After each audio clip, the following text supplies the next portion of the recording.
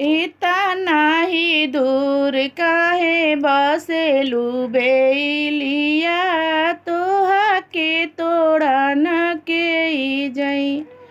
हम के तोड़ा नाई है मलिया के पुतावा हो, जिनी का गजलवा के सा।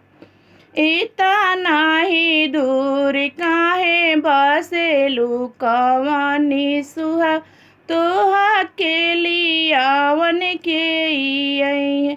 हम के लियावन आई है ससुरु कवन ससुर, जिनी का पतोहिया के सा। इतना ही दूर काहे बसेलू कवनी सु, तोहा के लियावन के ई।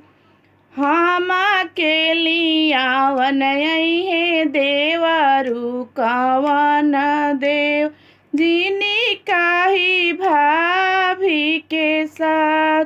इतना ही दूर काहे बसेलू कवन सुहावा, तोहा के लियावन के ई जई।